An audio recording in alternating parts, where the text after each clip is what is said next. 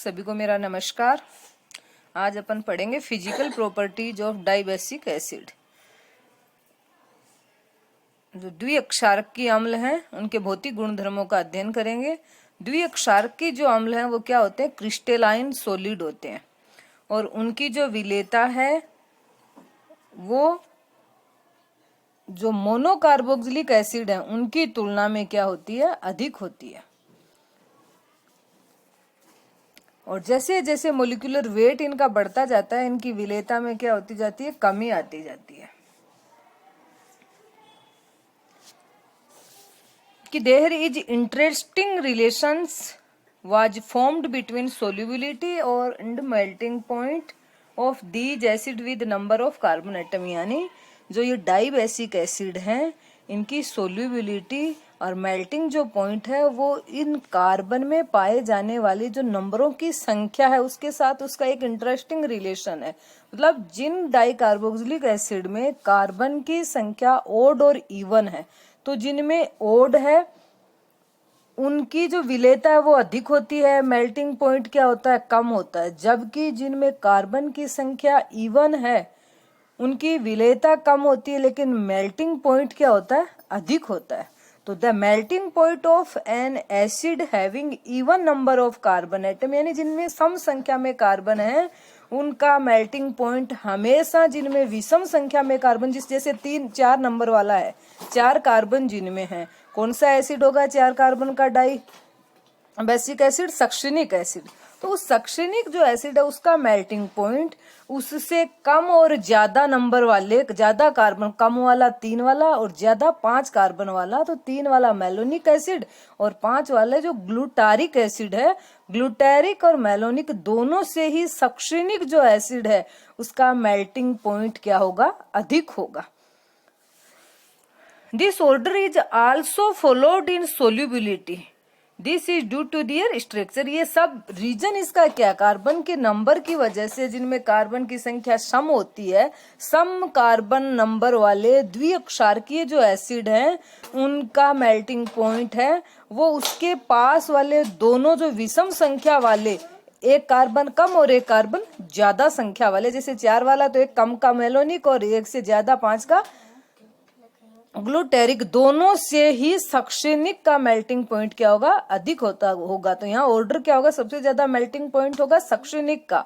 और अपने को पता है मेल्टिंग पॉइंट है वो मोलिकुलर वेट के भी क्या होता है? प्रोपोर्शनल होता, तो फिर ग्लूटारिक का होगा और फिर लास्ट में किसका होगा? मेलोनिक का होगा। इन ओड एसिड, जो ओड एसिड है यानी ओड नंबर कार्बन जिस एसिड है में है उनके दोनों कार्बोक्सिलिक समूह क्या होते हैं? एक ही साइड होते हैं। और ये कौन सी ज्योमेट्री में होता है? सिस ज्योमेट्री में होता है। जबकि जिसमें इवन है वो कौन सी में होता है? ट्रांस में, यानी समपक्ष और विपक्ष। तो जिनमें ओड नंबर है वो समपक्ष रूप में पाए जाते हैं और जिनमें इवन नंबर है वो विपक्ष या ट्रांस रूप में पाए जाते हैं। तो जो ट्रांस रूप में है जब होते हैं तो वो क्रिस्टलीय जालक में अच्छे से क्या हो जाते हैं? व्यवस्थित हो जाते हैं। तो उनकी विलेयता में क्या आ जाती है? कमी आ जाती है और उनका मेल्टिंग पॉइंट क्या हो जाता है? बढ़ जाता है। तो this structure can be compared by cis and trans geometrical isomer.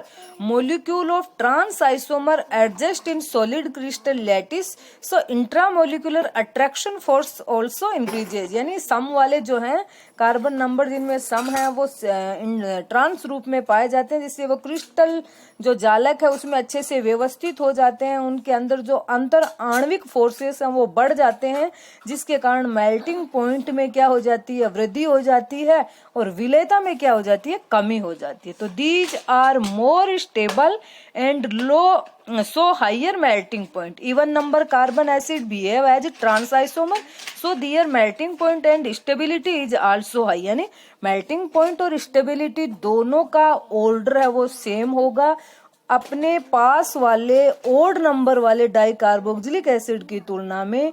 Even number वाले डाई कार्बोक्सिलिक जो एसिड है उनका मेल्टिंग पॉइंट और स्टेबिलिटी क्या होंगी? अधिक होंगी और सोल्यूबिलिटी क्या होगी? कम होगी।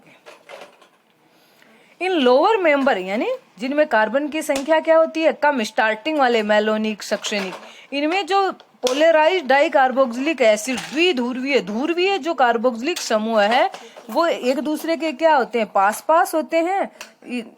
इसलिए इनमें इंट्रामोलिकुलर जो अट्रैक्शन फोर्स है, इंटरमोलिकुलर, वो क्या हो जाता है, बढ़ जाता है, और जिससे उनके मेल्टिंग पॉइंट है क्या होते हैं, अधिक होते हैं। In dibasic acid 2 carboxylic groups are present, यानी 2 कार्बोक्सिलिक ग्रुप प्रेजेंट होते हैं, और जब ये डिसोसिएट होता है, इसका आयोनाइजेशन होता है, तो 2 स्टेप में, फर्स्ट आयोनाइजेशन और सेकंड आयोनाइजेशन, यानी जब भी ये एसिडिक नेचर दिखाएगा तो पहले एक प्रोटॉन निकलेगा एक कार्बोक्सिलिक ग्रुप से, फिर दूसरा प्रोटॉन है वो दूसरे कार्बोक्सिलिक ग्रुप से निकलेगा। तो फर्स्ट जो प्रोटोनेशन होगा, फर्स्ट जो स्टेप होगा, उस स्टेप के लिए एसिडिटी का ऑर्डर, या उस स्टेप के लिए आयोनाइजेशन कांस्टेंट के ए की वैल्यू है वो के ए फर्स्ट की वैल्यू ए सेकंड से क्या होती है, अधिक होती है। एसिड स्ट्रेंथ वो डिक्रीज हो जाती है with the increasing of molecular weight, यानी सबसे ज्यादा एसिडिक कौन सा होगा, मेलोनिक, उसके बाद सक्सेनिक, उसके बाद ग्लूटारिक, यानी उससे भी पहले ऑक्जेलिक, 2 नंबर वाला 2 कार्बन जिनमें होता है वो कौन सा, ऑक्जेलिक। तो सबसे ज्यादा एसिडिक ऑक्जेलिक, ऑक्जेलिक के बाद मेलोनिक, मेलोनिक के बाद सक्सेनिक, और सक्सेनिक के बाद ग्लूटारिक एसिड। आयोनाइजेशन किया जा रहा है डाइकार्बोक्सिलिक एसिड का। तो फर्स्ट आयोनाइजेशन हो रहा है, पहला जब ये H+ दे रहा है तब क्या है, जो कार्बोक्सिलेट आयन बना है उसके लिए डिसोसिएशन कांस्टेंट है, यानी आयोनाइजेशन कांस्टेंट Ka1 है, फिर दूसरा निकला तो Ka2 है। In above equation first ionization step has possibility to donate proton from 2 position but resulting base can accept proton at only 1 position, यानी जो फर्स्ट में क्या हो रहा है कि ये जो प्रोटॉन देने की पॉसिबिलिटी कितने स्टेप पे, 2, मतलब 2 प्रोटॉन दे सकता है, लेकिन जो बना हुआ एनाइन है वो एक ही प्रोटॉन को एक्सेप्ट कर सकता है। लेकिन दूसरे में क्या है, ये दे एक सकता है लेकिन 2 को एक्सेप्ट कर सकता है। So dissociation constant of this step should be double as compare to monocarboxylic acid, यानी जो डाइकार्बोक्सिलिक एसिड है उसका डिसोसिएशन कांस्टेंट है वो मोनोकार्बोक्सिलिक एसिड की तुलना में क्या होता है, डबल होता है। In second step of ionization anion can lose proton, जो एनाइन है ये भी प्रोटोन को लूज कर रहा है एक पोजीशन से, लेकिन जब वो बना हुआ डाई एनाइन है वो 2 जगह पे क्या कर सकता है, प्रोटॉन को ग्रहण कर सकता है। इसलिए जो dissociation constant of this step should be half as compare to monocarboxylic acid, यानी Ka की वैल्यू है वो Ka2 से क्या हो जाती है, 4 टाइम अधिक हो जाती है। As it is clear from above table that the value of Ka first upon Ka second is more than 4 से भी क्या होती है, अधिक होती है, यानी डिसोसिएशन जो कांस्टेंट है या फर्स्ट आयोनाइजेशन स्टेप है उसका जो आयोनाइजेशन कांस्टेंट है वो सेकंड वाले से लगभग 4 गुना अधिक होता है।